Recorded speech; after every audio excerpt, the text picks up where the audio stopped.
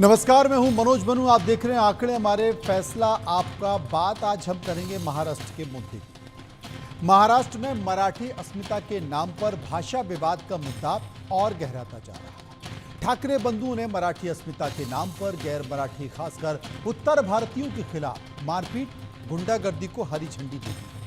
गैर मराठियों पर मनसे के उत्पात का विरोध महाराष्ट्र में ही हो रहा है। महाराष्ट्र की जनता राज ठाकरे के गुंडों के खिलाफ आवाज उठाने लगी है। मुंबई के मीरा रोड पर फूड स्टॉल मालिक की पिटाई के खिलाफ व्यापारी संघ ने विरोध प्रदर्शन किया है। राज ठाकरे के गुंडे के खिलाफ कार्रवाई की मांग की गई है। भारत का संविधान कहता है कि भारत के लोग देश के किसी भी हिस्से में रह सकते हैं, बस सकते हैं, कोई भी भाषा बोल सकते हैं। तो फिर महाराष्ट्र में मराठी बोलने के विवशता आखिर क्यों? महाराष्ट्र में कई लोग हैं जो बाहर से आकर बसे हैं और मराठी बोलते भी हैं, लेकिन कई लोग मराठी नहीं बोल पाते। उन्हें अपनी भाषा में बोलना सहज लगता है। तो फिर सिर्फ भाषा के नाम पर मराठी बोलने की पाबंदी लगाकर गुंडई क्यों की जा रही है? क्या मराठी गैर मराठी का विवाद खड़ा किए बिना सियासत नहीं हो सकती? क्या विकास को मुद्दा बनाकर सियासत नहीं हो सकती? आंकड़े हमारे फैसला आपका में ऐसे ही कुछ सवालों को लेकर हमने एक सर्वे कराया। सर्वे के साथ ही एआईएमआईएम के प्रवक्ता वारिस पठान से भी हम बात करेंगे और उनसे उनकी पार्टी का पक्ष भी जानने की कोशिश करेंगे। लेकिन जनता के बीच जाकर जो सर्वे कराया है उसके कुछ सवाल हैं। सबसे पहले दो सवाल लेता हूं। पहला सवाल जो हमने लोगों से पूछा कि महाराष्ट्र में मराठी भाषा की पहचान बचाने के नाम पर कुछ पार्टियां क्या गुंडागर्दी कर रही हैं? 53% लोग, 53% लोगों ने कहा बिल्कुल गुंडागर्दी कर रही हैं। 46% लोगों ने कहा गुंडागर्दी नहीं कर रही हैं और 1% लोग इस पर कुछ भी कहना नहीं चाहते। सर्वे का एक और सवाल जो हमने लोगों से पूछा, भाषा के नाम पर बिना वजह हिंदी भाषियों से मारपीट करने वालों पर क्या एक्शन होना चाहिए? 39% लोग, 39% लोगों ने कहा कि केस दर्ज होना चाहिए, उन्हें जेल भेजा जाना चाहिए। ये 17% लोगों ने कहा और 10% लोग ये मानते थे कि पार्टी को ही बैन कर देना चाहिए। 34% लोग इस पर कुछ भी कहना नहीं चाहते। अब इस पर हम राय जानने की कोशिश करेंगे। वारिस पठान इस वक्त हमारे साथ जुड़ गए हैं।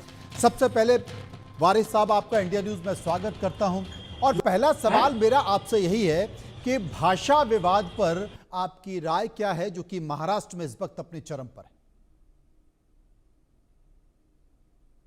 क्या बोलने का इसमें, देखिए मेरा तो एक ही मानना है कि हर भारतीय को सबके धर्म का सम्मान करना चाहिए, हर भारतीय को तमाम भाषाओं का सम्मान करना चाहिए। हम सब भाषाओं का सम्मान करते हैं, कोई किसी भाषा का अपमान करने में नहीं मानता और हमारा यही मानना है कि सबको सम्मान करना चाहिए। मुंबई में रहते तो हमको तो मराठी भी आता है, आई टॉक इन इंग्लिश, मी मराठीमध्ये बोलू शकतोय, मैं हिंदी में बोल रहा हूँ, मने गुजराती पण बोलवा आवड़े छे। तो अब मेरे को आए, मुझे तो 4 भाषा आती है।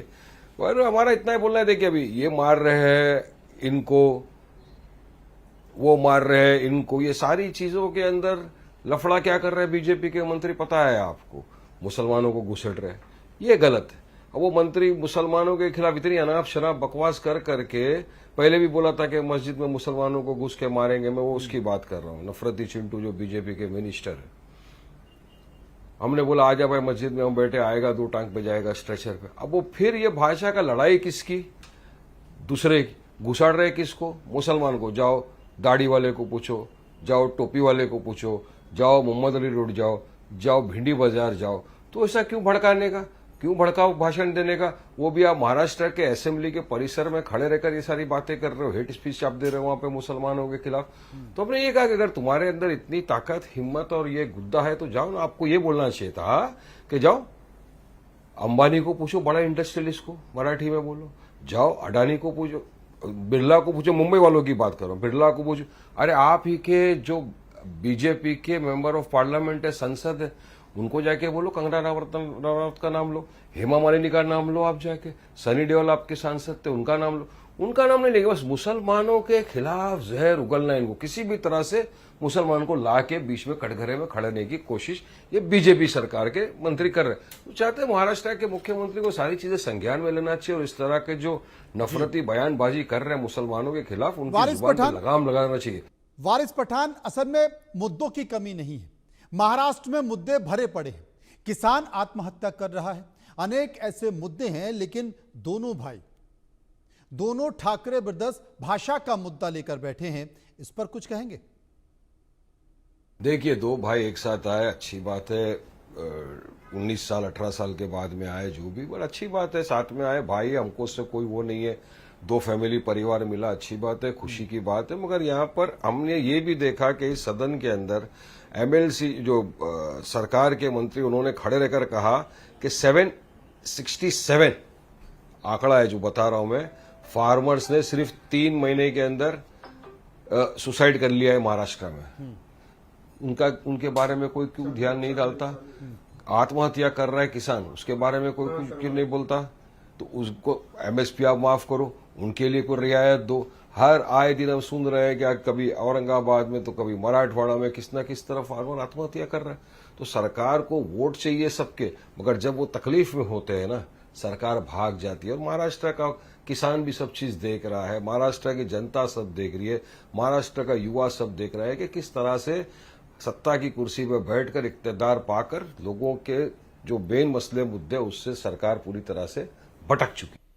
वारिस पठान साहब, कानून बहुत कुछ कहता है, संविधान बहुत कुछ कहता है, लेकिन गैर मराठियों से भाषा के नाम पर जो मारपीट हो रही है, एमएनएस के लोग मारपीट कर रहे हैं, शिवसेना उद्धव ठाकरे की पार्टी के लोग मारपीट कर रहे हैं, इस पर सरकार को क्या करना चाहिए, आपकी राय? देखिए साहब, मारपीट के ऊपर तो ऐसा है, मैं तो लॉयर भी हूं, कायदा कानून भी जानता हूं। देश में रूल ऑफ लॉ चलेगा, कायदा कानून चलेगा।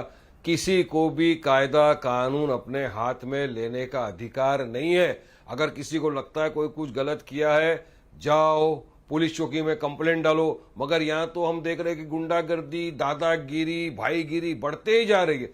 एक एमएलए, ये शिंदेगढ़ के एमएलए गायकवाड़ साहब, महाराष्ट्र में मुंबई के अंदर एमएलए हॉस्टल की बात बता रहा हूं आपको, उनको कोई खाना पसंद नहीं आया, उनको लगा बासी है, अरे आप आगे कंप्लेंट करते, उसका लाइसेंस कैंसिल करना था। लेकिन आप क्या किए, गंजी लुंगी में पहन के आए, वो बेचारे गरीब को पंच मार दिया, लाफा मार दिया, शिव गाड़ करके चले गए। तो ये दादागिरी, गुंडागिरी क्यों हो रही? क्योंकि बीजेपी सरकार ऐसे लोगों के ऊपर सख्ताई नहीं बरतती है ना, इनके खिलाफ सख्त कदम उठाओ, निकालो इनको। मगर कुछ नहीं करते। इन पे तो मैं सुना केस भी नहीं हो रहा है, वो ना माफी मांग रहे हैं ना केस हो रहा है, कुछ नहीं। तो किस तरह से हम देश को आगे लेंगे, किस तरह से राज्य आगे जाएगा? नहीं, लेकिन केस तो हो गया, जो घूसा मारा गया था उस पर एफआईआर भी दर्ज हो गई है। लेकिन वारिस पठान साहब, एक मंत्री ये कहते हैं कि भिंडी बाजार जाओ, यानी कि एक पार्टी के नेता ने कहा मराठी बोलो, नहीं बोलेंगे तो चाटा मार देंगे, और दूसरा पार्टी का नेता कहता है कि भिंडी बाजार जाओ, वहां के लोगों को बोलो कि मराठी बोलें। अब ये जो भड़ाने और लड़ाने की जो खेल है, इस पर कुछ कहेंगे? अरे भाई, ये तो वो इंसान है जो इस तरह की मुसलमानों के खिलाफ आए दिन नफरत फैलाता है, और उसको मुसलमानों के खिलाफ अनाप शनाप बकने के लिए, नफरत फैलाने के लिए भाजपा सरकार रिवॉर्ड दे चुकी है। उसको तो मंत्री बना दिया गया है, जिसने कहा था कि हम मस्जिदों में घुस के मुसलमानों को मारेंगे। हमने कहा था आ जा भाई, मस्जिद में बैठे, आएगा बेटा, 2 टांग पे जाएगा स्ट्रेचर पे। देखो, मुसलमान ना डरता किसी के बाप से भी नहीं है। हम कायदे कानून का सम्मान करते हैं, संविधान का पालन करते हैं, इसीलिए हम पूरी तरह से सक्षम रहकर अपनी बात रखते हैं। हम इस तरह के अनाप शनाप हेट स्पीचेस नहीं देते। मगर सरकार इन पे लगाम नहीं लगाती, इनके ऊपर लगाम नहीं लगाते, तो अब इसमें इतनी हिम्मत हो गई। वही तो मैंने बोला कि अगर तुम्हें हिम्मत है, जाके बोलो, तुम अंबानी को बोलो, कंगना रनावत का नाम लो, हेमा मालिनी का नाम लो, सनी देओल का नाम लो, बिरला का नाम लो, जो यहाँ पे मुंबई में रह रहे, उनका नाम क्यों नहीं लेते तुम भाई? बस जिनको टोपी वाले, दाढ़ी वाले से ही नफरत है, और वही बस नफरत फैलाकर अपनी राजनीति चमकाना चाहते हैं। मगर पूरी जनता जानती है इन ढोंगियों को, और इन ढोंगियों का पर्दाफाश होता है। मगर महाराष्ट्र के मुख्यमंत्री की जवाबदारी है, फडणवीस साहब की जवाबदारी है कि ऐसे नफरती लोगों की जुबान पे लगाम लगाए, तब जाके हमारे महाराष्ट्र राज्य के अंदर शांति का वातावरण होगा।